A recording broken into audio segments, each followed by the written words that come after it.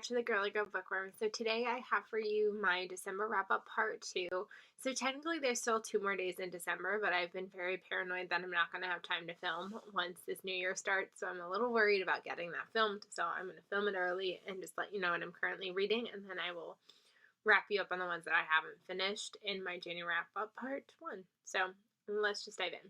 So the first book that I finished in December, like the second part of December, was Marrying the Ketchups by Jennifer Cloisters. Now, I've read from Jennifer Cloisters before, and I wasn't the biggest fan, but this one was like, oh, it takes place in a restaurant. I was like, sold instantly.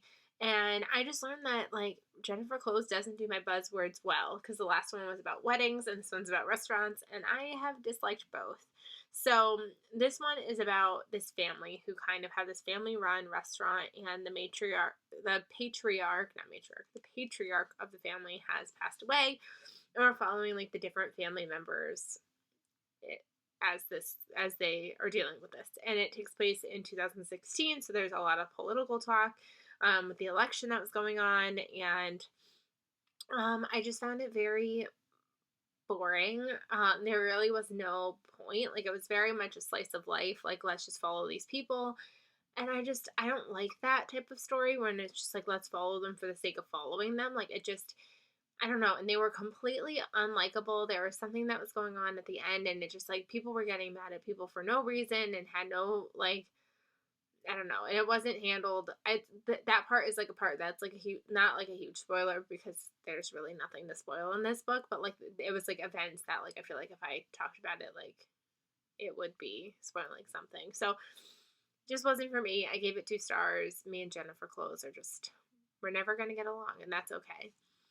Then I read Love Light Farms because everybody was reading that book this year. And I was like, this is going to be perfect. A little cozy, like, romance book on a Christmas tree farm. This is going to be great. So we're following this woman, and she runs a Christmas tree farm. And she is kind of going through rough times. Like, her farm has kind of been getting, like, vandalized, and they're down on money, but she's not telling anybody. So she enters this contest in this thing with this influencer. Like, this influencer travels around and goes to these different places, like different hotel, like different, like, kitschy places. I don't know why I said hotel, because it's not a hotel. And so she enters this contest, but she ends up getting, like, to be a finalist, but she also has told them that, like, she owns this Christmas tree farm with her boyfriend, of which she doesn't have one. So she is, like, been madly in love with her best friend, but her best friend doesn't know it, but then she asked her best friend to, like, fake date her so that way they could win the contest, and, like, secretly he's loved her this whole time, and, like, the premise was really good, and I loved this small town, the vibes were there, but, like, this couple just didn't do it for me. I didn't like them. I didn't really want to root for them. I felt like, again, this, like, problem of, like, if you just talk to each other, like, and just, like, communicated appropriately. Like, at one point she goes, like, well, when this is over, like, and he's like, well, just continue. And she's like, continue what? And, like, they never talk about it. Like, so, like, and if they had just talked about what continue meant, a lot of their problems that happened in the book would have not happened. So it was all right. I really liked the town. I really liked the vibe. The characters themselves didn't do it for me. And there was just too much going on. Like, there was, like, the vandalizing, their lovers to, like, their friends to lovers romance, the contest. There was just, like, a lot of things, and I just felt like if we had taken some of the things out and really, like, expanded on others, like, it would have been a little bit better. So fortunately, I gave this one 3 stars. I am debating if I want to continue, because, like I said, I liked the small town, and I liked the other characters, so I just think maybe it was just me and this couple were not meshing so well. And then I read The Surrogate by Tony Hallen. This one was interesting because I had been, like, not that I've been, like, avoiding it, but, like, I think I talked about it when I was talking about potentially reading this, like, things that, like, I can almost relate to in real life, I tend to stay away from. So, like, when I was pregnant and stuff, like, the thought of, like, somebody stealing a baby was not something I wanted to read. So I bought this when I was pregnant, and I was like, I don't know why they thought that was a good idea.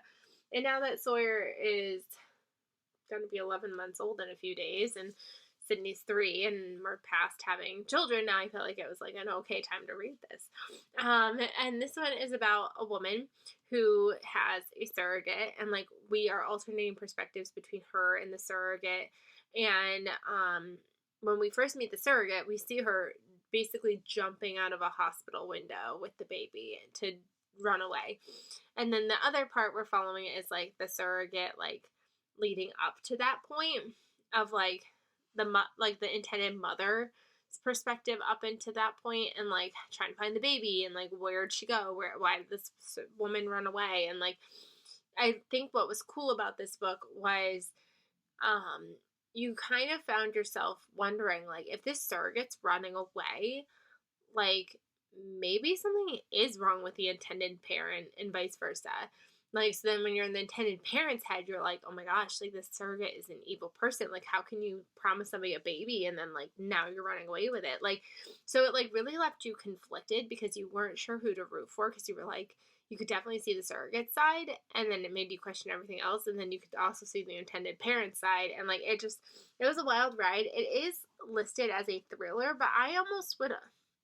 It's weird because it obviously has the element of suspense in terms of like, are we going to find the baby? Are we going to find the surrogate? Like, what's going on? But it also just felt like a contemporary story at the same time. So, like, I wouldn't necessarily, like, go into it, like, expecting, like, a thriller. Like, it's not, like, this, like, intense, like, who did it type of thing. But it is still suspenseful in the way that it's written as well. So, I gave it 4 stars. I really enjoyed it. I'm glad that I finally picked this one up. And then after that, I read The Dark, and I bought this one as an ebook. I've been waiting to read this one forever. I wanted to read it last year, but then I didn't get to it in the winter time, so then I was like, I gotta wait till winter to read it, which I didn't really have to, but I wanted to, so I'm glad that I finally got to it. But this one is following a woman who we can tell is kind of running away from her past. We don't know what happened in her past, but she wants to get away. She wants to kind of isolate herself, so she joins this crew in Antarctica to be their doctor. And when she comes on, the person who she was supposed to take over and shadow with has to like leave immediately because of the way the weather is. And now she's there stuck for the whole winter. But she finds out that there have been 2 people, a previous doctor and another woman, who were like, they died while on Antarctica, while on their mission. And so then she starts to question, like, did they die accidentally, or was it on purpose? Is there a murderer on the loose here? Like, what's going on? The hard part is she is also very much addicted to prescription pills. So are we paranoid because she's paranoid, or are we paranoid rightfully so to be paranoid? So like that kind of draws that line of like, do we trust our narrator? Do we trust what's going on? Do we trust what's being told? People are basically thinking that she's like crazy, and then like, leave it alone, like don't look into this, like you're nuts, like stop, you're here to be a doctor, like stop looking into this. But also, does she have every right to be looking into it? I ended up giving it 3 stars. I just expected to be gripped in and turn the pages and flip the pages, and I just wasn't as bought into it as I wanted to be. I found it confusing, like as much as like the crew was tiny, I kept confusing people, and I like couldn't make connections of like who they were and why they were on this boat, and why they were on this mission, and like what their role was, and I just didn't really do it for me. So I ended up giving it 3 stars. Like, it was an okay read. I finished it. I debated DNFing it a couple times, but I got through it. So it was okay. I ended up giving it 3 stars. And then I read All the Dangerous Things by Stacey Willingham. I listened to this one on audio because it was wild. I had this as a book of the month. I had it as a Libro FM ARC. I also had it as an ARC for Netgalley. So this book is just, I've had multiple ways of reading this one. So I decided to listen to it. I really, really, really liked Flicker in the Dark. It was probably one of my favorite books that I read this year because it just like gripped me. This one is another one that I'm surprised that I let myself read because it's about a 1-year-old, basically like a child who gets abducted in the middle of the night, and it's like now 1 year later and the case is still cold. They don't know what happened to the baby or where it went, and so I'm surprised that I did that because just the thought of my child getting kidnapped from his crib in the middle of the night is just not something I want to think about. But I ended up liking it. I gave it 4 stars. You're following the mother of this child who's been abducted, and she's kind of made her way around with like going to like true crime conventions, and she's talking to a podcaster, and she starts to wonder what's going on with that, like because she's basically looking for any way that she can get answers to where her son is. And she's also not sleeping, so she's also kind of unreliable because she is an insomniac right now, and she is getting absolutely no sleep. So you kind of, again, do you trust what she's thinking? Do you trust what she's seeing? Do you trust what's happening? Because of the fact that, like, she's not sleeping, so she's kind of delusional. But we're also following her as a child as well, and how she was a sleepwalker, and that she thinks that she did something terrible when she was a child, and she's wondering if that has any connection to what's going on now. And I liked this one. I gave it 4 stars. I definitely didn't love it as much as I loved Flicker in the Dark. I didn't find this one as addicting, and I don't know if it's because I listened to it versus physically reading it, but it was still a really strong book on its own. It kept you guessing. It kept you wondering what was going on. So it was still a really solid read, and I'm excited to continue reading from Stacey Lillingham because I think that she just has some really strong books. And then I finished A Little Hope by Ethan Joella. I don't know why I thought that this would be a really great idea to read this around Christmas, because, I mean, granted, it takes place at one point around Christmas, but, like, man, is this book depressing. So we're following all these people in this town in Connecticut, which is always fun because I live in Connecticut, so I love anything that takes place in Connecticut. So we're following all these people, but, like, everything is like going wrong for so many of them. One of them has a cancer diagnosis. One of them is dealing with the grief of losing a loved one, and like one of them is like she's coming back for a wedding, but she is like I don't know how to say it.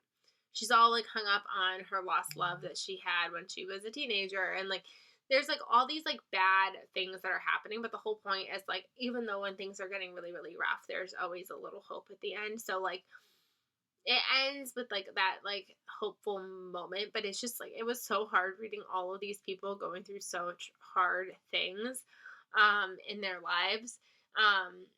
But it was an interesting story. Like it's one of those like slice of life books like that I didn't really like with the Marrying the Ketchups, but at least with these people, I was at least a little bit more invested in their lives. They weren't as like unlikable as the Marrying the Ketchups. So I feel like if you like Marrying the Ketchups, I would try this one because they had very similar vibes, except I liked the people much better in this one. I think I would try his newest book. I picked this one up hoping that I would get to it before his newest one came out, so I could decide if I wanted the newest one. And I think I would try his newest one. And if you're interested in trying this one as well, I read this one on Kindle Unlimited. So this is available on Kindle Unlimited if you were looking to try it out with no strings attached. It is a very interesting type of writing style because it's very like brief visits with each character, and you're really rotating through a whole ton of them. And it's just crazy, like when you think about this like small town and like, sorry, my throat is scratchy. How really everybody is going through so much all the time, and just having that empathy for others and having that little hope that things will turn around. All right, so the books that I'm currently reading. I am currently reading Finlay Donovan Jumps the Gun. I have this turned through Netgalley. I'm about 40% in, so my goal would definitely be to finish this before midnight tomorrow night, so hopefully it'll definitely be done in the month of December. This is the 3rd book in the Finlay Donovan series. This one's interesting because I just feel like we're so like invested in the story at this point, but I'm just not necessarily like loving it yet. Like it just feels like a continuation of the story. Like it almost makes me wish that like, did we just have a 600 page like one book, get it done? I don't know. I'm hoping it'll turn around. I think I felt like this very similarly with the second book, where I really didn't start liking it until the end. Well, not that I didn't start liking it until the end. I liked it, but I didn't start like really having strong feelings about it till the end. So hopefully this one will start to turn around like that. And then we've got The Cloisters by Katie Hayes. I'm listening to this one on audio. I have about an hour and 15 minutes left of this one. So this one is about a woman who is working for the summer at the Cloisters, and they're starting to look into some tarot cards. And it's kind of got that like gothic feel. You could tell that there's like slightly like a mysterious something going on. It reads very much like a memoir. Like when I'm listening to it, like I've almost, not that I almost tune it out, but like it's like one of those like very easy to consume stories because it sounds like someone's telling you about their life. So it's good. There's just nothing that's like making me like love it per se. And then the last book that I'm reading is The Rewind by Alison Wynne Scotch. I had to read this one because it has to do with the new year. I'm 100 pages even in, and I'm hoping that means that I'll be able to finish it tonight because that 100 pages went very quickly. And this is following a couple. They went to college together in 1989. They were all in love and they like broke up. And now it's 10 years later and they're at a wedding where they have to kind of like see each other again. And of course they wake up the next morning and they're engaged. And, well, not they're engaged. They're like married. They've got rings on each other's fingers. So they think that they got married. So they have to kind of backtrack to figure out, are they married? What happened to them last night? And so far, I'm really enjoying it. I've seen some mixed reviews since starting it with people that are giving it like 2-3 stars. So I'm hoping that it'll continue. I was feeling like one of those things last night of if I didn't have kids and responsibilities, I definitely would have stayed up all night reading this because I was that like into it. So hopefully it'll continue being good for me. So yeah, that is what I read in the second half of December. What did you read? Let me know down below, and I will see you guys really soon. Bye, everybody.